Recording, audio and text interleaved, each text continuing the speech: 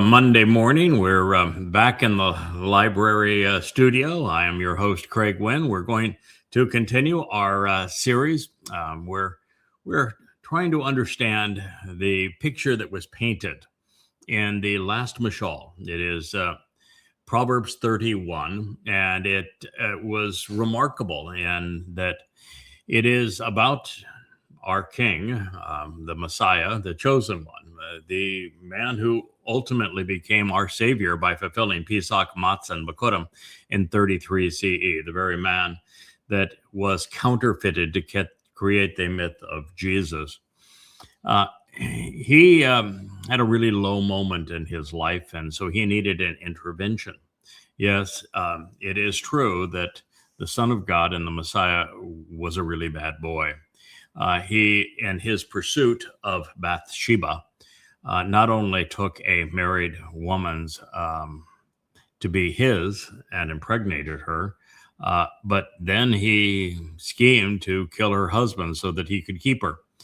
And God did not like that one little bit and dressed him down, and they engendered a serious timeout for bad behavior.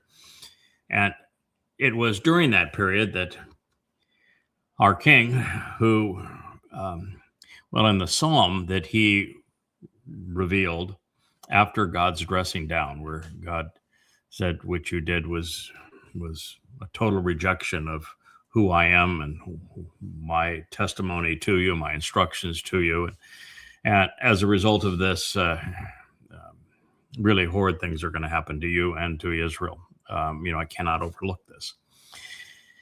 And so after everything did fall apart, he had his daughter raped by his son. Then one son killed another son, and then that son led a coup against him. It was horrid what happened. But he then had an intervention. And that intervention came by way of Yahweh's Amma. Yahweh's Amma is a character that is portrayed throughout the story. She makes a number of appearances, and she's spoken of quite frequently prophetically. She could even be the voice of many of the mashal word pictures, could in fact be she and her husband talking to their son, giving their son advice about Yahweh and his participation in the covenant family. And her interaction with Dowd is the subject of the final word picture, which is the basis of this series. And we've gone over it in previous programs. And it's rather astonishing. And it establishes this Amma, this surrogate mother, this Emma of Dowd, who is referred to as Ashar. And Ashar goes back to the days of Leah when she gave birth to the tribe of Asher, the first born of Asher, and said that she would be remembered forevermore as Ashar. And then Dowd goes so far as to say that this is the most extraordinary of all women who have ever lived. There are a number of other mashal and mizmor, proverbs and psalms regarding this moment. And as we press on, it even appears that there is a direct correlation with the 89th mizmor, which is something I'll begin exploring later today. I have, so that you know where I stand in all of this, after we finish this review of Isaiah 54 that speaks of this remarkable woman and her role in building the covenant family. Because of Israel's bad behavior and their recalcitrance against Yahweh, erasing his name, rejecting his covenant, and failing to return to him, Israel has gone, better part, of 3,000 years without adding anyone to the covenant family, and therefore anyone into heaven. And so it is only during this time that there is an awakening, a recognition of Yahweh's name, a realization that Dowd is the chosen one, the Messiah, the Son of God, and the one who fulfilled Pesach by being crucified in 33 CE, and who took our guilt into Sheol on Matzah, also in 33 CE, to enable Bokurim, which is firstborn children. So as we came to that recognition, and we are pursuing that, and here in Yeshaya 54, which is a whole discussion about how she's going to become productive again, personalizing this through a single woman who plays the lead role in accomplishing this on behalf of Yisrael. From there, we are actually going to jump into what is the darkest episode anywhere in the Torah, prophets, and Psalms. It is 2nd Shamuw'el 11 and 12. And I'm going to share with you what Dowd did. It was one of the hardest things I've ever written. I had thought at the time it would be the hardest thing I would ever have to do. But it's something that we knew we had to cover, because in rabbinical lore, Dowd is disqualified as being the returning Messiah. He is disqualified as being a son of God. He is disqualified as being the returning king because of the malfeasance of this moment. And so we have to deal with it. And in Christianity, those who are somewhat thoughtful in trying to defend the lie and the mythology of their man God, Jesus, say that there had to be some miracle birth and perfect person to fulfill this promise. They don't even know what the promise was. They have no concept that he fulfilled Passover and matzah. But nonetheless, they want perfection. And because Dowd was so imperfect at this moment, he is automatically disqualified in their minds. And so it's something, again, that we need to deal with for exactly this same reason. Now, that brings us to the overall problem, and I'm looking over my shoulder. My wife likes to come and go, which she's welcome to do, but we have a second camera that actually catches that door, and we just as soon not have it left open. The fact is that there is a grotesque misperception of what is presented in English translations as perfect. It doesn't mean perfect at all. The word is tamim, and it actually is from the root tamam, and it means to finish the job. If you finish the job, then you are living up to the expectations that God has, and you're totally qualified to do really any mission that God wants done. He just wants people that will have some resolve and fortitude and are willing to see it through. And Dowd became that man. So Dowd earned our respect by actually coming to grips with who he was and what he represents and what he needed to accomplish in his second of 3 lives to fulfill Pesach, Matzah, and Bokurim. And he did. And there is an enormous amount of proof in this regard. But we're going to go through his meltdown. And then following that, I'm going to share with you the most horrible thing that I thought I'd ever see, far worse than Dowd's malfeasance in that whole affair, which is quite graphic. Dowd is angry at God for leaving him, for blaming him, for pretending, from Dowd's point of view, that he was somehow worse than everybody else. From his point of view, everybody was terrible. So, what he did, he didn't think deserved the kind of rebuke that he received from God. And he wrote the 51st Mishal, not Mishal, but Mizmor or Psalm, in a really bad mood. But I think it's important for you to know how far he fell.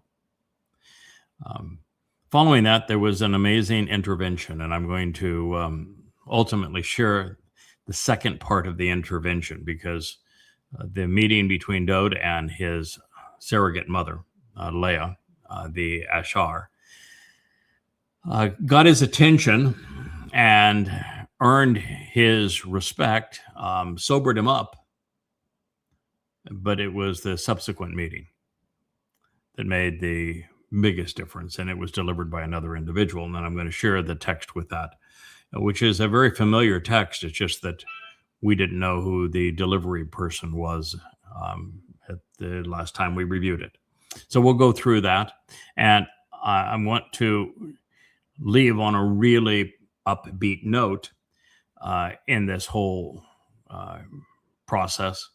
So we're going to cover the 116th Mizmor, which is a celebration of Dowd getting it right again, of him not only recognizing who he is and what he needs to do, but laying it all out and saying, I'm happy to do it. This is what I'm going to accomplish. I am going to see it through, and it's going to be glorious. So we have quite the process here to go through.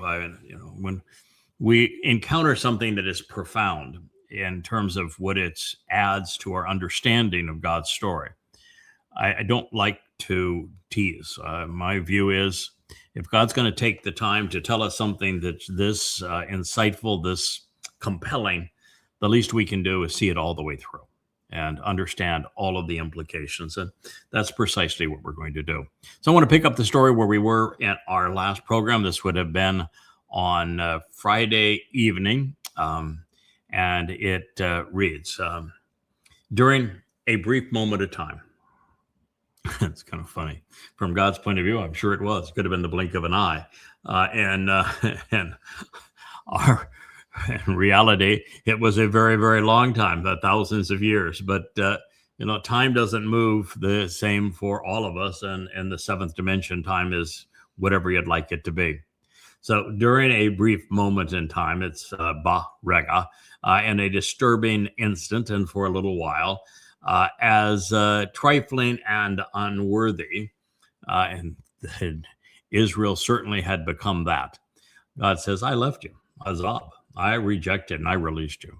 It's important for us to understand, because Jews have a tendency to think that God is still protecting them, that God is right there with them, that they can go to their western wall and bob their heads up and down and put a piece of paper between the cracks, and God's listening to their prayers, and that he is involved in their day-to-day lives. And nothing can be further from the truth. God's very clear. I left you. I mean, Azab is not a word that anybody has any trouble trying to translate. It means to reject, to release, to forsake, to abandon. It's pretty clear cut. I wrote a whole book on Azab because that's the nature of the prophet Hosea. The whole story from beginning to end in Hosea is about being divorced, God forsaking and rejecting Israel for cheating on him religiously. So here, during a brief moment in time, which turned out to be thousands of years, I left you, I Azab, but as a tremendous favor and sign of great compassion and mercy, I will gather you in a harvest. So this, oh boy, they talk about telescoping, the idea of you take this big, huge story in this big swath of time, and God says, there it is. You were really, really bad, and I divorced you. I left you because you were unworthy and just worthless, insufficient, and inadequate. And now, well, as a tremendous favor and sign of great compassion and mercy, I'm going to return and gather you in a harvest. That harvest will be next. The harvest will be Shamuw'el, followed by the gleaning of Towrah, followed by the purging of the religiosity of a remnant of Yisrael on the Shabbat of Towrah and year 6000, 2033, with the sacrifice of the Adamah Parah, when then 10 days later, with the people purged and prepared, the witness Yahweh return with the Messiah, his beloved son, Dowd. So that is what is being described here. Yeshaya, Isaiah 54:7. So there were a number of rega, disturbing instances that served to sever the relationship between Yahweh and Yehudim. And these became particularly frequent, very antagonistic. and increasingly deplorable during the Exodus. Ultimately, the divorce proceedings were made manifest in Hosea when Yahweh rejected Yisrael for forsaking his Torah guidance and his Bereth relationship so that they could continue to be religious. And so it is only as a result of God's nature that this separation can be reconciled. But even then, this great favor to us as an unmistakable display of his compassion and mercy will only occur when Yisrael shub for shub, when they return to him. So God is on record saying that he is committed to gathering Yisrael in one last time, and he will collect a remnant of his people from around the world on Towrah. This will be following the Shamuw'el harvest, some 7 years after it. Some of these individuals will be harvested, others will be purged of their guilt when God brings them around the Temple Mount from around the world so that they might benefit from the sacrifice of the Adamah Parah, all with the same objective. So numerous times Yahweh has or will release a torrent of waters, which is how he purges his people on this occasion. You can read the story in Numbers 5 about the sacrifice of the Adamah Parah, and Numbers 19 as conducted as a dress rehearsal by Elijah so many years ago. In fact, 2,888 to be exact, from the moment that he will reenact that sacrifice. And it's all aimed at resolving the discordant notes men and women have been singing relative to God. This began with the flood when the religious were washed away. It occurred again during the Exodus to differentiate Yahweh's life-affirming nature from the diabolical disputes of the people. And it will reoccur one last time on Towrah when a torrent of water will be released from the Temple Mount to prepare this final remnant of Yisrael to receive their king. In between these episodes, Yahweh has remained hidden to most. Even today, fewer than 1 in a million people acknowledge him. Fortunately, with the advent of Yada Yahweh and the 35 books that are free at yadayah.com, and this program that streams on some 15 different accounts and channels, the Yahweh blog, it's begun to change. There are many, particularly Israelites, who are coming home to Yahweh. So come Towrah, Kippurim, and Sukkah in year 6,000, the relationship is indeed going to be restored. So the text reads, in a furious torrent of discordant outbursts, struggling with overwhelming dissension in the agreed relationship, I concealed my presence and appearance from you. However, with loyal love, unfailing kindness, enduring devotion, and unmitigated favoritism throughout time, I will compassionately reestablish a loving relationship with you, he, Yahweh, says, of your Ga'al Redeemer. Yeshaya, Isaiah 54:8. Now, you could read this as Yahweh is your Ga'al Redeemer, but it doesn't make sense to me, because that is a title that is perfectly fitting for Dowd, who is the most Yehud of all Yehud. And he is therefore kinsman, and he is the Redeemer by having fulfilled Pesach, Matzah, and Bakodim in year 4000 33 CE. So I think that God is acclaiming what his son will achieve. So it is through loyal love and unfailing kindness, just as God said a moment ago, favoritism throughout time, that he will reestablish this relationship. Out of the womb, if he will, I will express my affection and love towards you, Yahweh says, of your Ga'al Redeemer.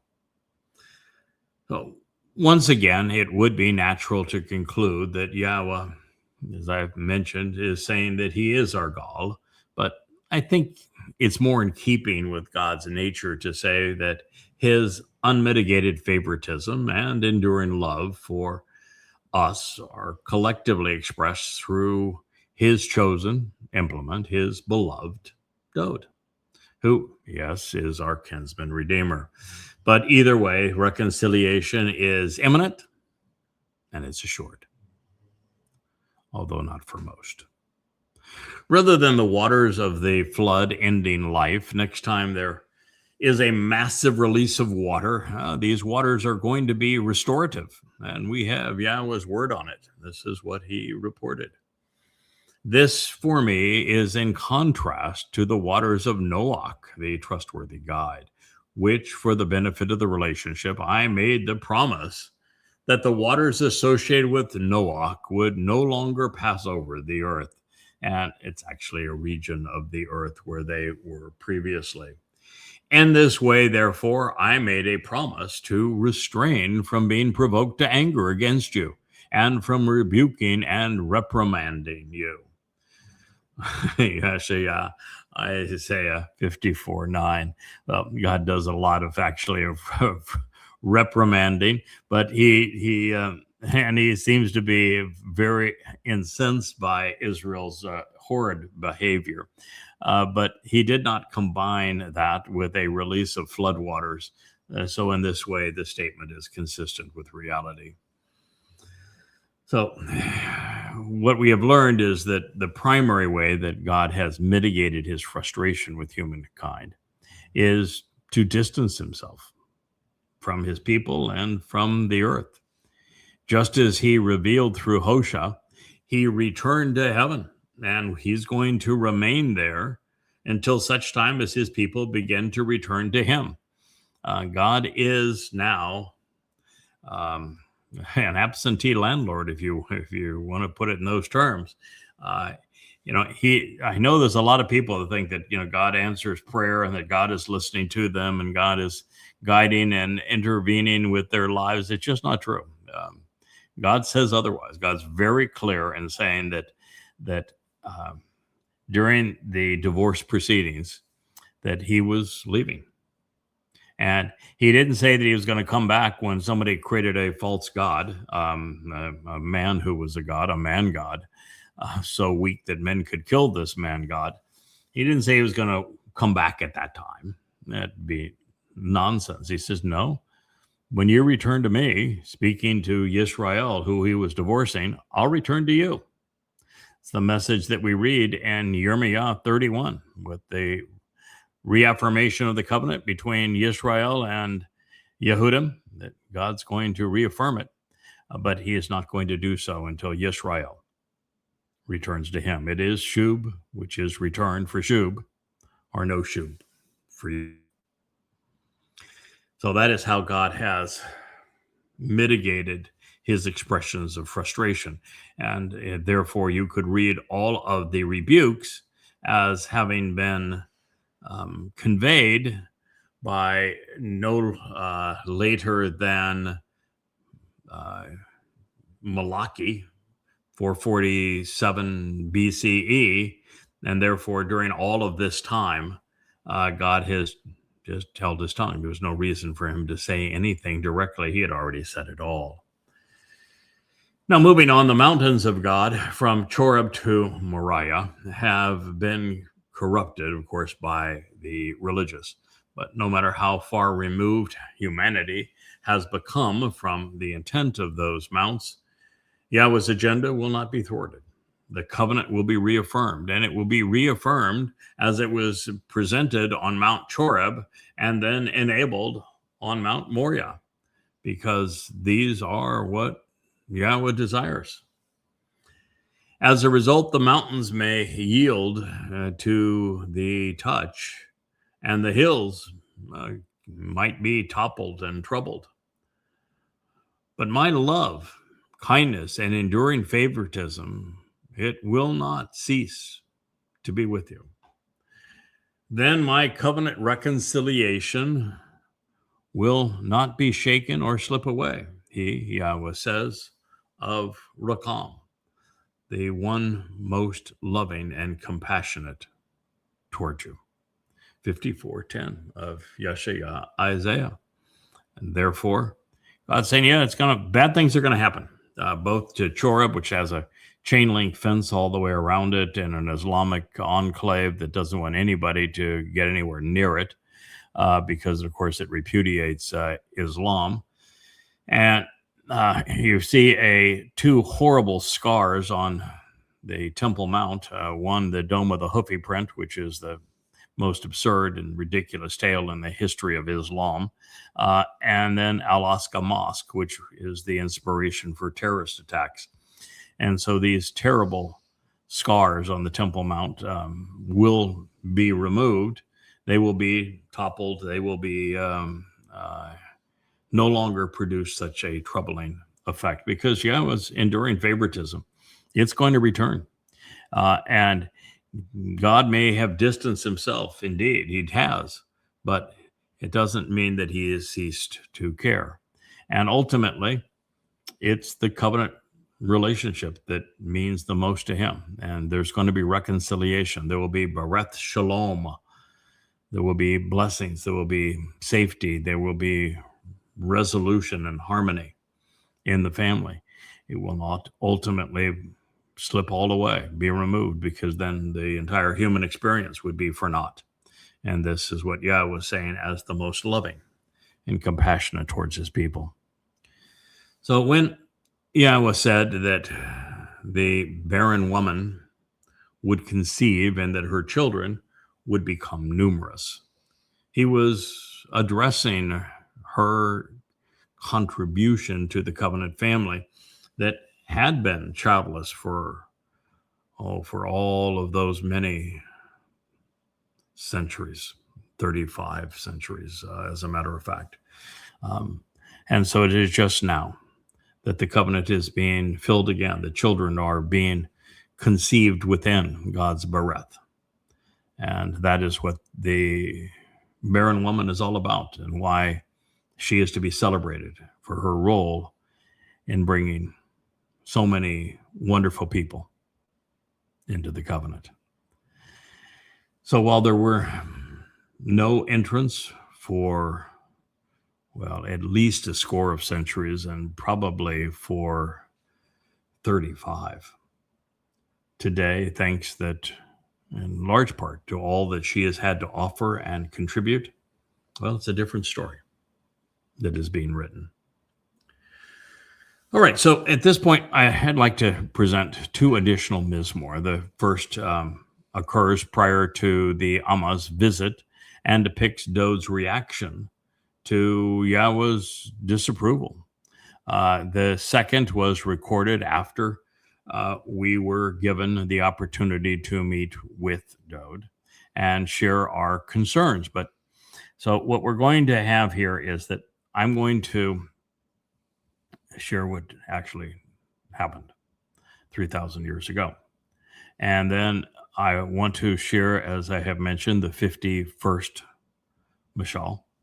I will then go into the 116th.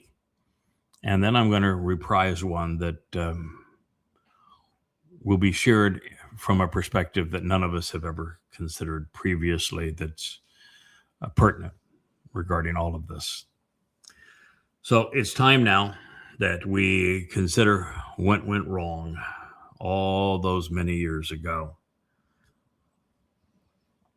Now, this is already unpleasant. So it's going to be a little quicker and easier to digest with the minimal amplification, which is what I'm going to do. I did that throughout this.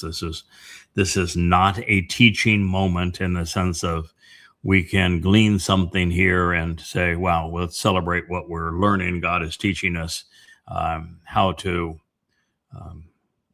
emulate someone doing something marvelous for the covenant. That is not what this is. The narrative itself is harsh. And it begins by condemning political despots, all of them, and warmongers. Then it says that Dowd was shirking his responsibility as the protector of his people. He had dispatched every able man to besiege a civilian community and plunder it, except himself. He stayed behind. This battle was not heroic. The verbs that were chosen to depict the assault read as I'm going to present them, and that's not pleasant at all. This is really embarrassing for Dowd, for Israel. It was tragically embarrassing for God. And when I go through this, it's because I go where the words lead. God would not have told us this story in such detail if he did not want us to know it. We have to know that his beloved Son, our Messiah and King, who became our Savior, was terribly sullied, and that it would take a intervention like the world had never seen to resolve his deplorable mindset. So what we find is that Dowd was lounging around in bed during the day. He, in this case, got antsy, and he decided to get up and spy on his neighbor around sunset. And so a man derelict in his duty and lethargic literally became a voyeur, and then a provocateur. It's little wonder that Yahweh values work and defines tamim, perfection, as completing the job. God's not expecting us to be perfect, just to finish the mission that needs to be accomplished for there to be resolution of our separation, of our azab. All right, I'm going to share this with you. Again, it's not done in a typical amplified fashion. We'll get through it a little more unscathed, I hope, that way. But I will still take the time on key words to share them with you so that you know the terms that God chose, and in particular, the names of the people in this story. They're exceptional. So it came to be in the return of the year. That would be the start of the year, when the heads of governments go out. And Dowd dispatched Yoab, Father Yahweh, and his co-workers, servants, and slaves with him, even the whole of Israel. So you got the point.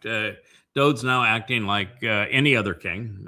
He's gone from Yehudim to Goyim. And like all these other kings are around Israel, they were, come spring, they want to go off and play war. We're going to go dispatch the troops. And in a kingdom, one person has free will and everybody else is subservient. So everybody in a kingdom is essentially a slave. They're a servant of the king. And so that's what Israel had become. Now, I have said this before, and I appreciate Yahweh affirming this in the introduction to this story. Men and women are capable of being good or bad, and usually both individually. But collectively, humankind is always bad. Every story of every significant institution, nation, or empire is that they have done this very thing. They've dispatched armies to plunder their neighbors, to enslave people, to deprive most people of their rights. And so the larger the institution, the religion, the nation, the empire, the more power is concentrated with one person, as they are in all monarchies or any communist country, the worse they become. We're witnessing this in America now with the concentration of power by Donald Trump, who was demonically inspired. And with his every word and deed, America becomes more despicable. So it came to be in the return of the year when the heads of governments go out. Dowd dispatched Yoab, Father Yahweh, and his co-workers, servants, and slaves with him, even the whole of Israel. And they ravaged and they destroyed, corrupting and ruining, even spoiling and laying waste to the sons of Ammon, which means everything pertaining to people. So they laid siege to Rabbah, which means greatest. while Dowd remained seated in Yaruwshalaim, the source of guidance on reconciliation. That was worth mentioning. This happens to be from Shamuw'el, Listen to God, 2 Samuel 11:1. That was worth mentioning because of two things. Previously, when there had been a battle to fight, Dowd led the fight. God protected him with Malak, and he led by example when it came to defending Israel. I'm not sure this was a defensive battle. Sure, the Ammon were harsh on Israel, but they were going off trying to plunder them and ruin the city. And this time, Dowd didn't go. He stayed at home. And that's uncommon in this time where the heads of empires went out. They led their militaries. It's the thing that pharaohs, for example, have got depicted on every graphic wall as they're leading the charge. Now, certainly they weren't in the front, but they were still with the troops and leading the troops in battle. Dowd was not. That is not a way for a king, particularly at this time, to earn the respect of his people. Go ahead, make it current. It would be like President Bonespur having 6 exemptions from military service during the Vietnam period on a lie, and then sending the troops out to be pirates and thugs and murderers and all manner of bad behavior. So it happened during evening time,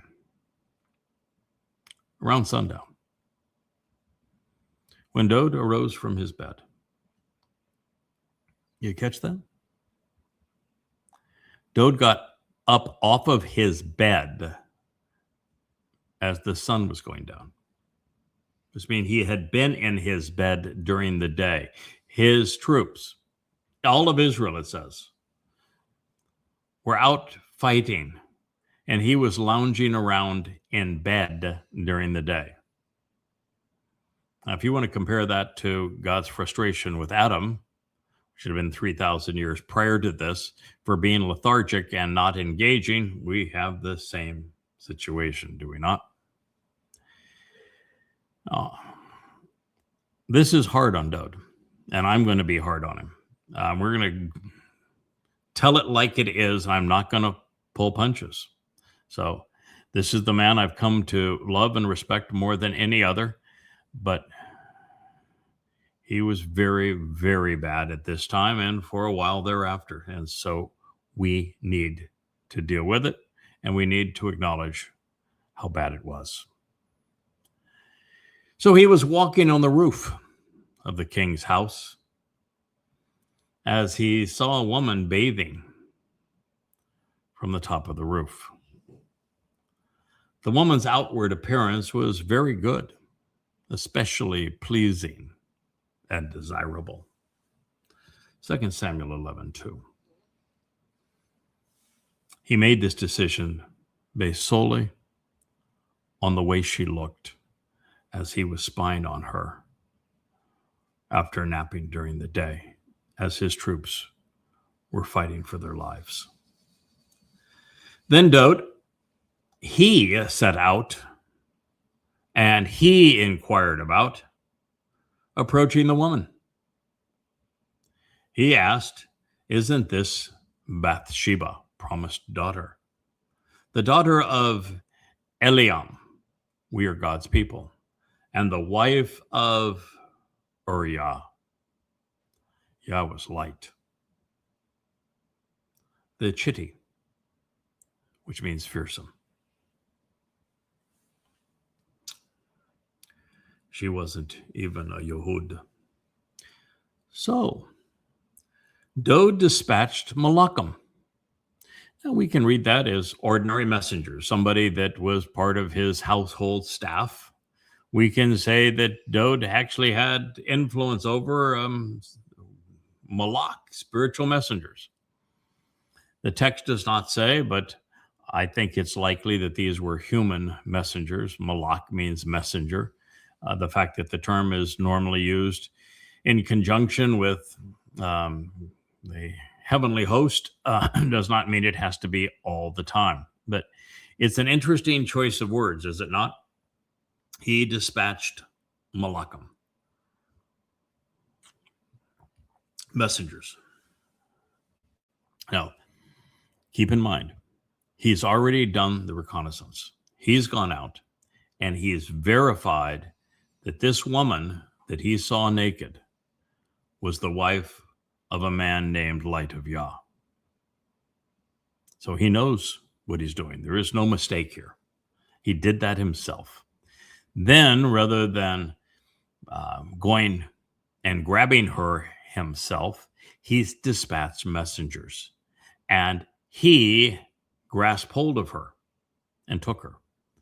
So he's out now with at least two others. And the first thing he did is lakak. He grabbed her. He took her.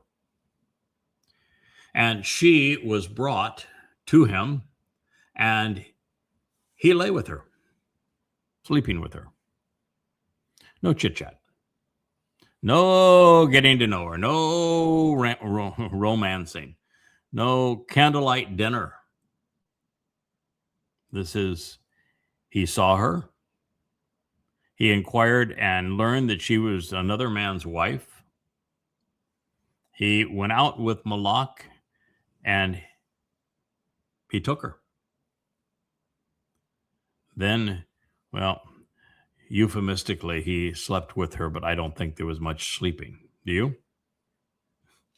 Wham, bam, thank you, ma'am, is what it looked like. I'm not sure there was a thank you, ma'am, but the rest of it is true enough. Now, she had been separate, set apart from having been unclean and defiled, even offensive and unacceptable. Therefore, she returned to her house. Shamuw'el listened to God. 2 Samuel 11:6. What do you think God's saying? She had been separate for having been unclean and defiled, even offensive and unacceptable. Therefore, she returned to her house. Then the woman and wife became aware that she was pregnant, and she set out so that she could inform Dowd. And she said, I'm pregnant. Listen to God, 2 Samuel 11:5. What happened with the great Gabor? The courageous defender of his people. Dowd went from lounging around to sleeping around while his people were plundering a neighbor on his orders. He came to Jerusalem with 10 concubines and 7 wives, and we're told that he had already added considerably to both, even before spying upon and lusting over the site of Bathsheba. He was fully aware that she was the daughter of a good man and the wife of an even better one, a soldier no less, who was out risking his life for king and kingdom. Getting past the realization that Dowd has sent everyone off to war while he spends the day in bed, we're told that he dispatched malachim. I don't know if these are spiritual messengers, as the title would normally imply, or just human messengers, but to retrieve the wife of another man for a sexual liaison. Now, I'm pretty sure no matter what's your definition, that's not part of their job description. He compromised them too. There was no small talk, no going out for lamb and matzah. Just slam, bam, no thank you, ma'am. Now you can make of the resulting nomenclature what you will. But it's important that you know, because we were told that the normal word for menstruation, nida, was not used. She wasn't having her menses. Nope. What was used instead was tuma.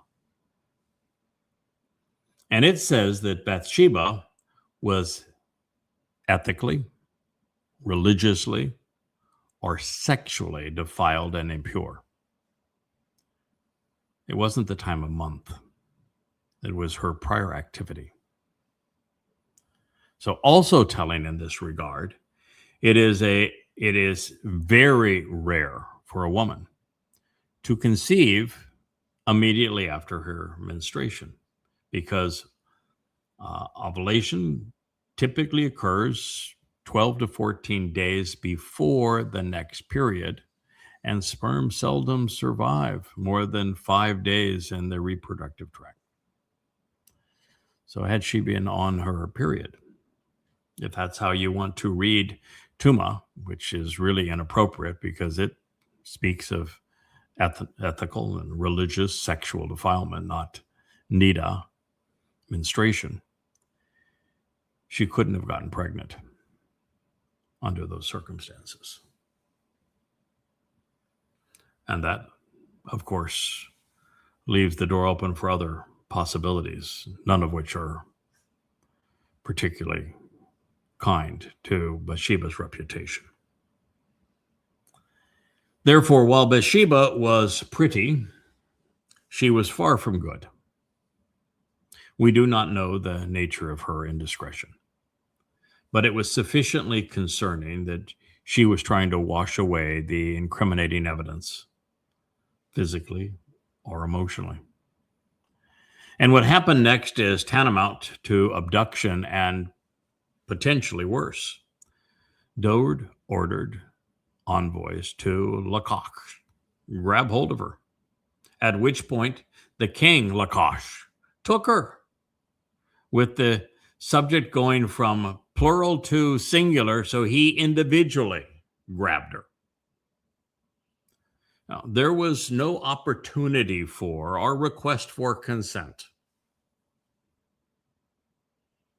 The facts and evidence are that he spied out on her. He established her identity. He sent staff to abduct her. He then personally grabbed hold of her.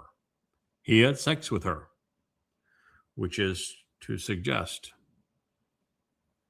that he might as well have raped her.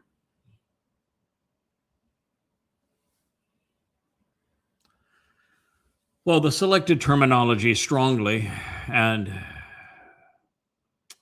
immediately suggests and infer that this wasn't Bathsheba's first affair. There is another concerning factor, as we will learn. When her husband returned from battle, he avoids her completely. He has a reason for doing so, but it's not even a hello, sweetheart. Check in to see how you're doing. Is everything okay? Do you need anything while I'm back in town? None of that occurred. Making matters worse, she goes back home and determines that she's pregnant. The result, for reasons previously mentioned, further undercuts Bathsheba's character. A child could well have been that of another man, explaining why she was trying to wash away her tuma, transgression. Not saying that is certain, but it's certainly a possibility. But now, after what Dowd has done, she schemes to turn her shame into an opportunity. She is an opportunist here. She tells the king that she's pregnant, perhaps inferring that it was his child without actually saying so. She didn't say, I'm pregnant with your child. She just says, I'm pregnant. She went from certain scorned and outcast, queen of the castle. And while that's bad, it's Dowd's response that was particularly nefarious. His retort to his indiscretion was to scheme his way out of responsibility. There was no, oh, sweetheart, you're the love of my life. If you're pregnant, isn't that wonderful? We're going to have a royal child and you'll be my queen and I'll care for you and protect you. No, that wasn't his response at all. So Dowd sent a dispatch to Yoab, Father Yahweh. Send to me Uwryah, Yah's light, the chitty, fearsome. And Yoab sent Uwryah to Dowd. Pretty straightforward. I want him. Send him to me. You know, kings don't have to explain themselves. This one didn't. When Uwryah, and means light in Hebrew, Yah, of course, is short for Yahweh, so it's Yah's light, came to him, Dowd asked, inquiring if Yoab was satisfied and content. And were the people at peace? Also, was the war prosperous and satisfactory? In a moment, we're going to see that every one of the verbs is simply a shalom. Very, very odd choice, but it's telling. Then Dowd said to Uwryah, go down to your house, wash your feet. So Uwryah withdrew from the king's house, and coming out, following him, a portion of something of the king. That's 11:8. But Uwryah lay down at the door of the king's house with all of the servants, workers, and slaves of his lord. He did not go down to his house. So they informed Dowd, saying, Uwryah did not go down to his house. Dowd said to Uwryah, have you not come from a journey? Why did you not go down to your house? Of course, what is Dowd trying to do? He's scheming. If he can get Uwryah and Bathsheba to, then the child can be credited to Uwryah, and he's out of the hot seat. He, had a little hotty-taw with a married woman, and she got pregnant, and he's covering up the evidence. He's saying, oh, you see, congratulations on the delightful birth of your son, to another man who had nothing to do with it, who wasn't even in town at the time. Anyway, it's odd, as I have mentioned, that Dowd would use shalom in his query regarding the attitude of his late general. Why would you say is the king shalom? He's out fighting a war. The Israelites conducting the siege were also, are they shalom? Excuse me, they're at war. Shalom means peace, reconciled. Or he said, how's the status of the conflict? Well, I sent you out to plunder a town. Is it going peacefully? I mean, how could you be that out of touch with reality?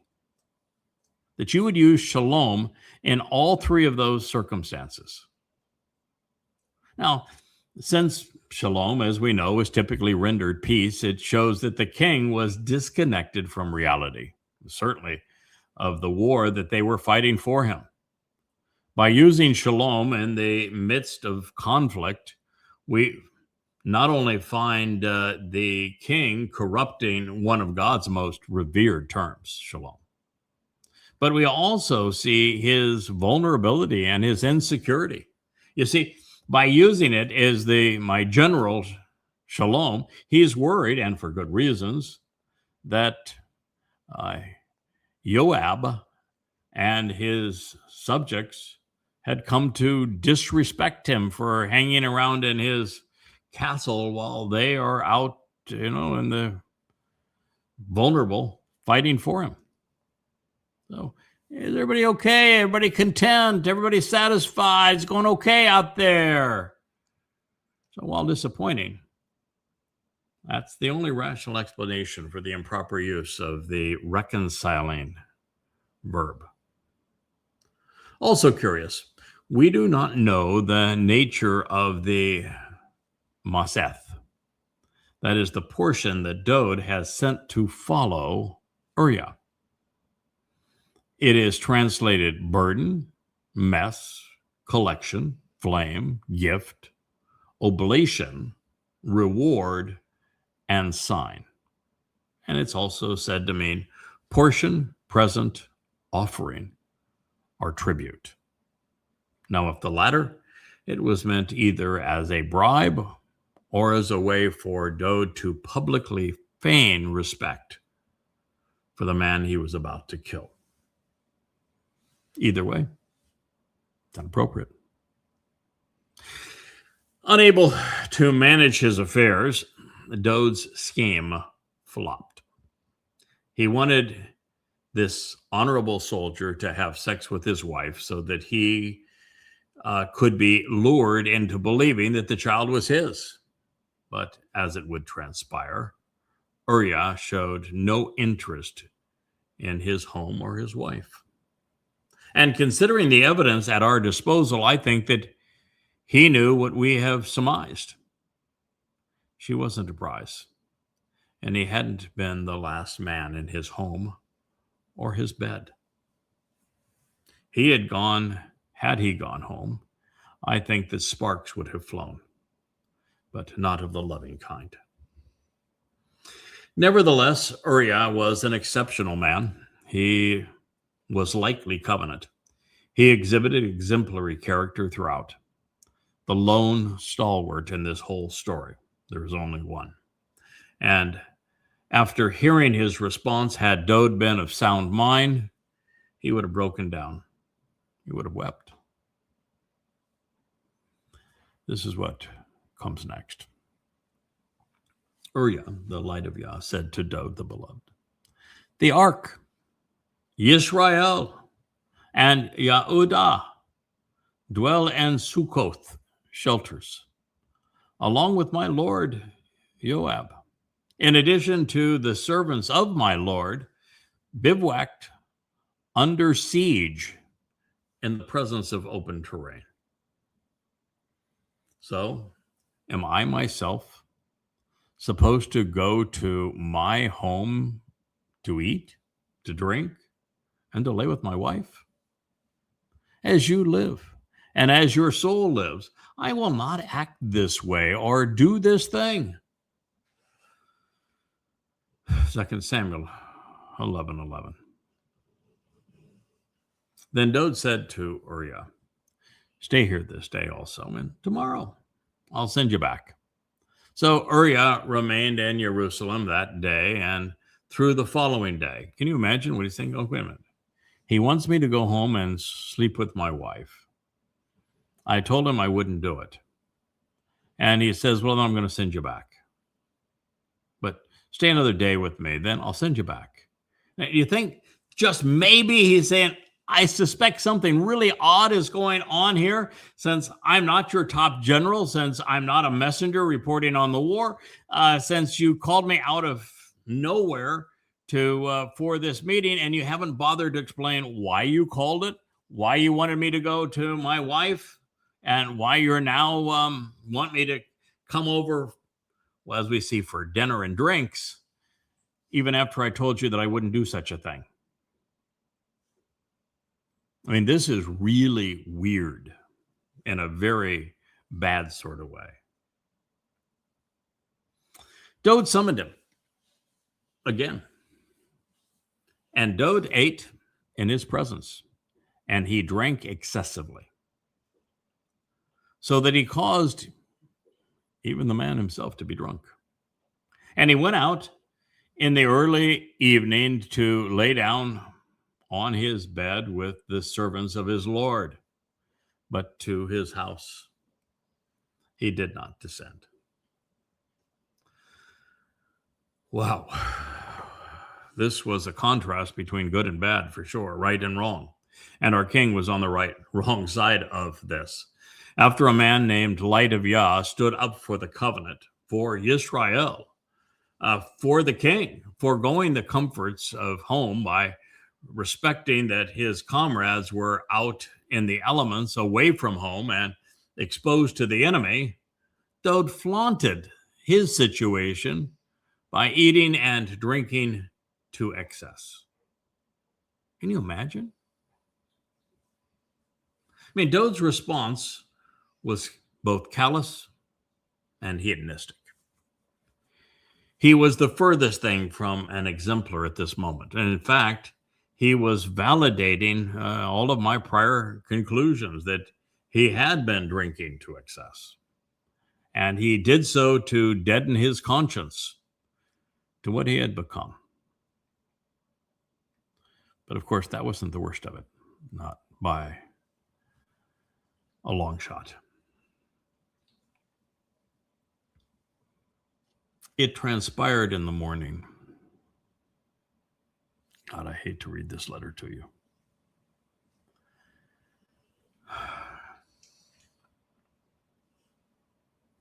Dowd wrote a letter. It was written to Yoab. It was sent by the hand of Uwryah. In the letter, he wrote so as to say, "It is imperative that you, Yoab, ascribe to and permit this. Placing Uwryah, mul, cut off as if a removed foreskin, in direct proximity to the fiercest and most severe, the most obstinate combatants in the battle. Then retreat from him, turning on him from behind his back, so that he will be struck down and wounded, then die." Samuel listened to God. 2 Samuel 11:15.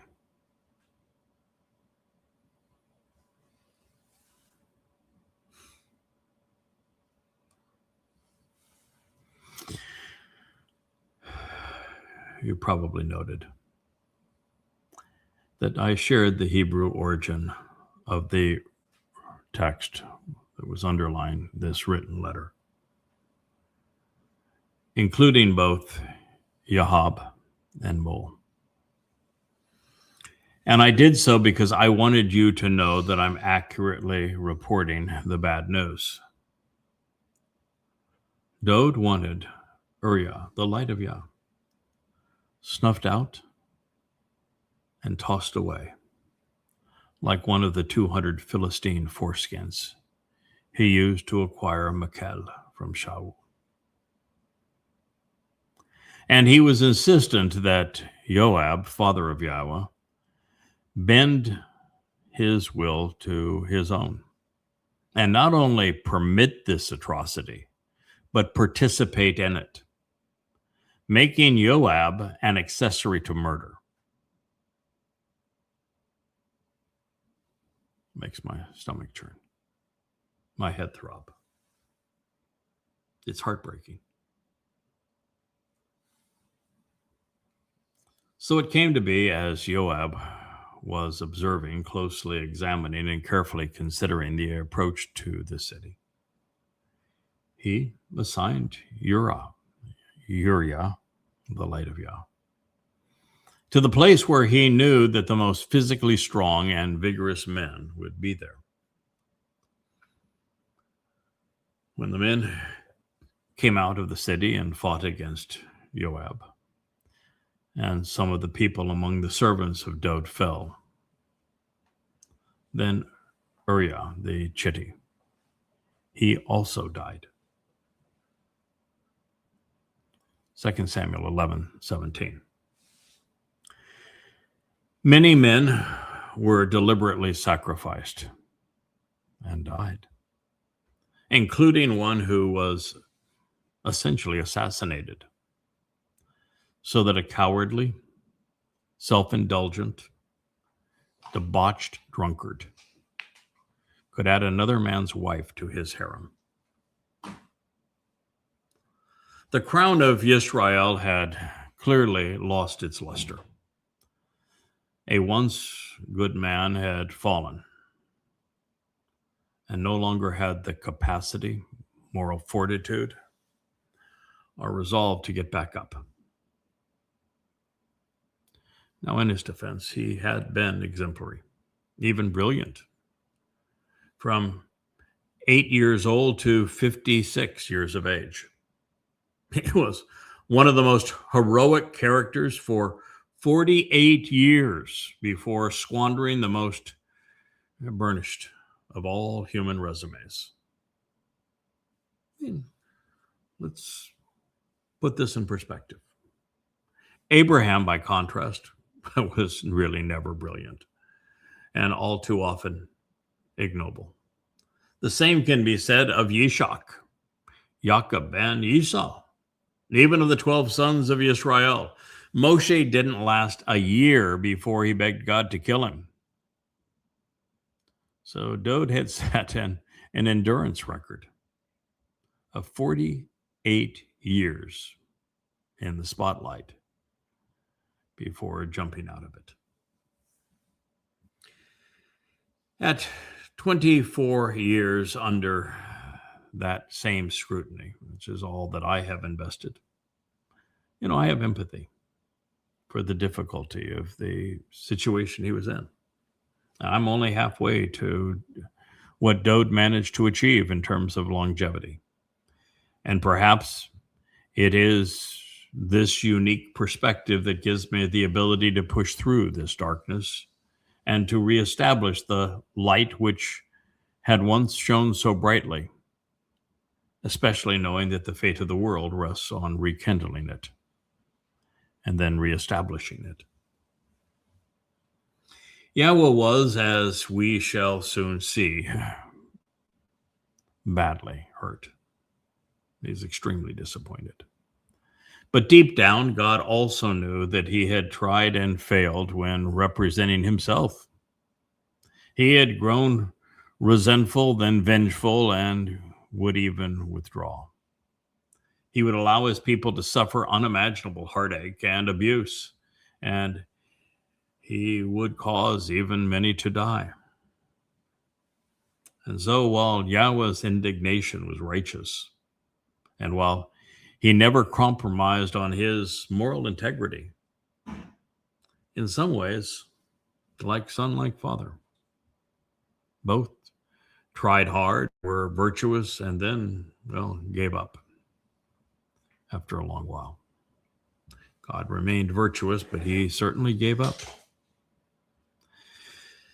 So this is what makes the job that Leigh and I are trying to accomplish and will fulfill all the more remarkable and compelling. It is why there are upwards of, well over 1,000 prophetic references now that we're examining them regarding this specific mission, and likely so many more. It's the essence of the last mashal. It will be the subject of the greatest of all songs.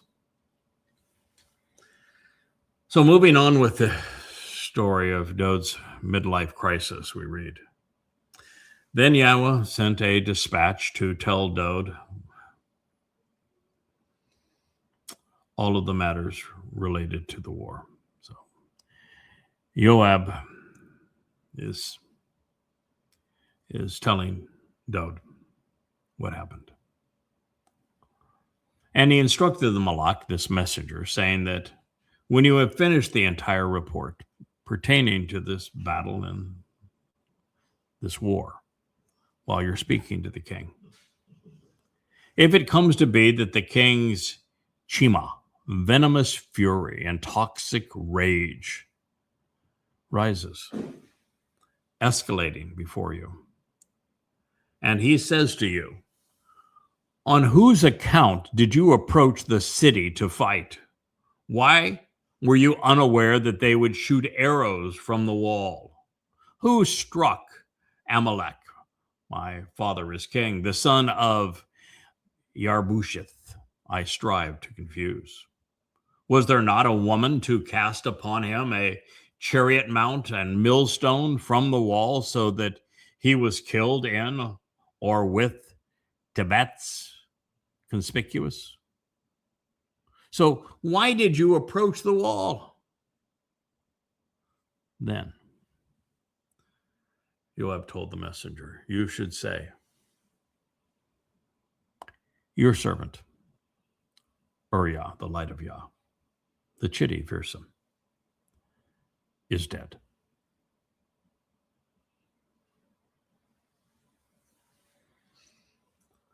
So the Malach messenger walked and came to Dowd and reported everything that Yoab had dispatched him to tell.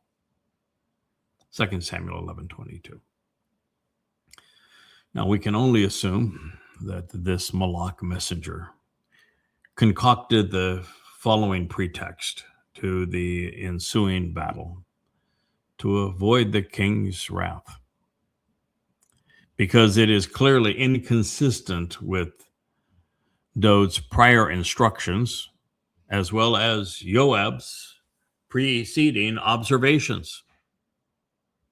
So the Malach messenger said to Dowd, surely the Gabar, the strongest and most overbearing men, triumphed over us as individual men. They came out against us upon the open field, but it came to be that we came upon them up to the opening of the gate. Then those casting arrows at your servants from upon the wall, and some of the king's servants were slain. In addition, your servant, Uwryah, the light of Yah, the chitty, is dead. No grief, no remorse. The tirade of toxic vitriol was avoided by changing the story to absolve Yoab of complicity and Dowd of guilt in the successful assassination of a good man, thereby engulfing the light of Yah. Dowd, realizing that he had now committed murder and that Yoab could implicate him in treason, tried to assuage his general's conscience. Dowd said to the messenger, this is what you should say to Yoab. There is al-ra'ah, nothing evil or harmful, wrong or bad, in your eyes or perceptions with regard to this matter and these communications. Remember the choice of verb, ra'ah. Yahweh will use it. For indeed, as it is for one, so it is now likewise for the other. The sword of desolation consumes and devours. Oh, Dowd is saying, because you were complicit in my scheme, even though I ordered you to do so, now you were complicit in it and also guilty of murder. You keep that in mind. Be particularly harsh, Dowd said, and severe. Be relentless and resolved in your attack in this war against the city, and tear it down, demolishing it, leaving it in ruins. Cities are filled with civilians, women and children.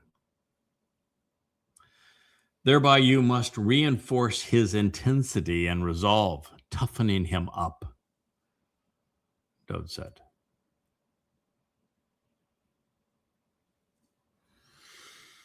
Well, I can tell you that was 2 Samuel 11:25, and as I read through this, I am grateful that Yahweh waited to this time, 24 years into our mission together,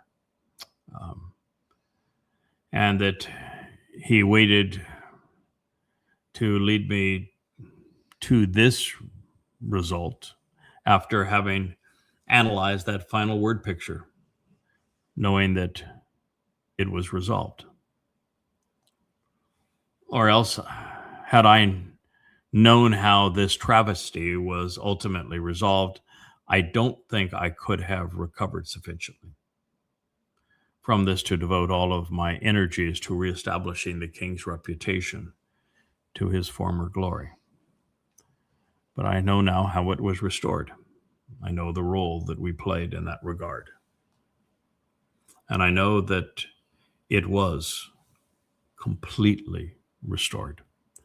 And now I, for the first time, having returned to the story in the garden, I realize that God has no concern over us making a mistake, even horrific, if we can prove ourselves trustworthy and finish the job. But ultimately, Dowd, he was just a man, just like the rest of us. One put in a very difficult situation. He succeeded from 8 to 56. That's 48 years. Before spending the last 14 or some portion of them embarrassed and isolated, slicing himself down from exceptional to ordinary with the sword of his own tongue. Ultimately, he would be inspired to fulfill Pesach, Matzah, Bekurim, more than making up for lost time and lives. But someone else would have to be brought into him for him to finish the job. He, like Moshe before him, couldn't complete it without intervention. It's hard to imagine, indeed, stomach, that the man I've come to know and admire through his Mizmor and Mashal, as well as through the eyes of his father who loved him, fell this precipitously.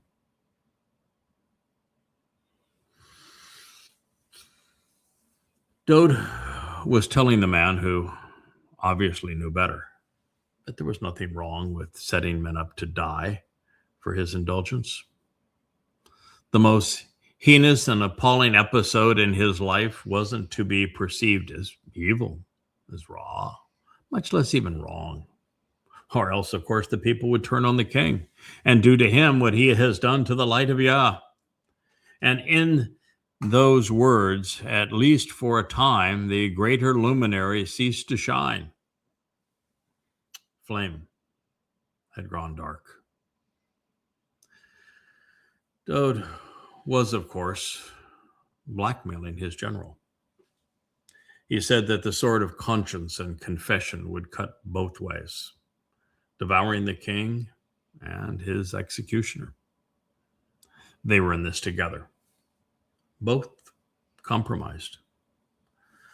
Then, for bad measure, the man who was lounging around, drinking to excess, sleeping around, said to the man wielding his sword that he should man up, intensify his resolve, be fierce in his demeanor.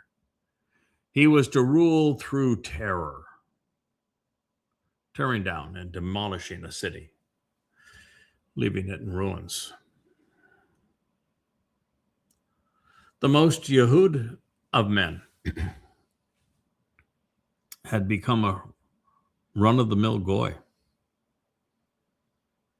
He was what Yahweh had told his people to avoid.